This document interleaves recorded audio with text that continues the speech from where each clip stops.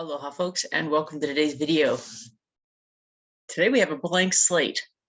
Oh, last week when I released my last video, the following day we had a coronal mass ejection from the sun, and right about the ejection itself happened, I rolled my ankle.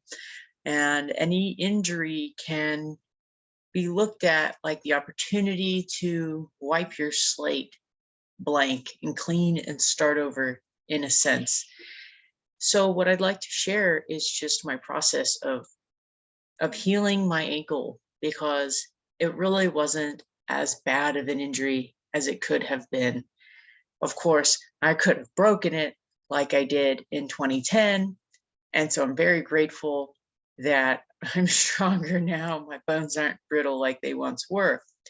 However, my roommate in particular was just poking fun at the fact that every single day, including the day of, I've been icing it and doing hot soaks for my ankle.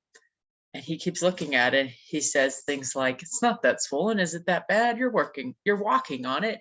Does it really hurt that much? Why are you babying it so much? Why are you icing it as much as you are?" And I just looked at him and I said, "I got work to do. I have things to do." And he said something that I would have said so many times in the past. And he said something along the lines of, "I would have just left it alone and let it heal on its own." You know what? Yeah, I normally would have done that. This time, I'm taking extra better care of it. Because while I may not be a professional athlete, I do work physically as for a living. Outside of this, I do this. I do the astrology sessions, I do the guided healing, etc., etc. But I also work on the side of a mountain directing and teaching people how to drive off-road. And I also do manual labor through landscaping and yard work and gardening. And so I need both my brain and my body to be functioning together ideally.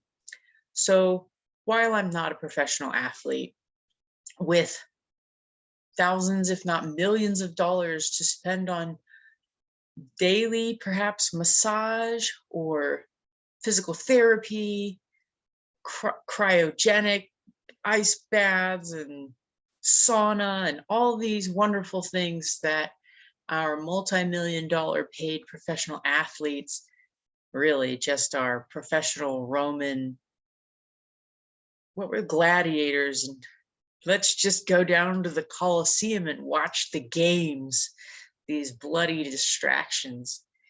Regardless, I am taking care of my body by taking a leaf out of their book. I'm doing the extra ice pack.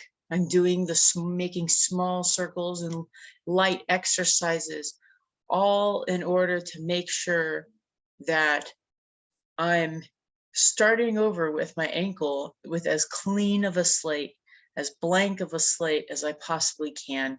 The less scar tissue that I have as a result of this injury, the better off I'll be going forward.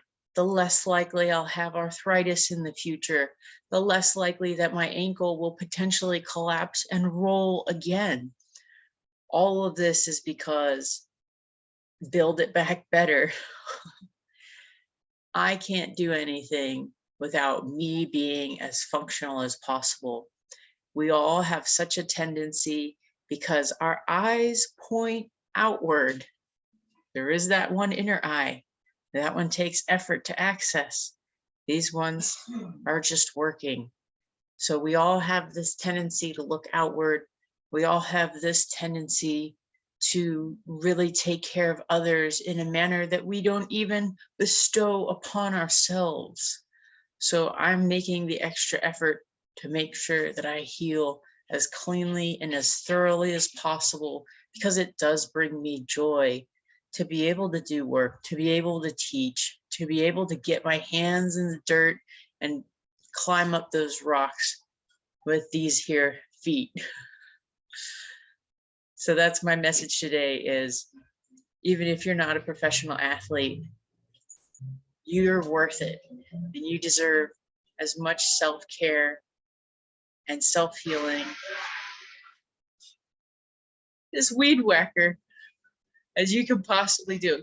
Get out those weeds. You don't need all those feelings and thoughts that say, it'll heal on its own. I don't need, or I don't even deserve any extra special treatment. Yeah, you do. Go get some.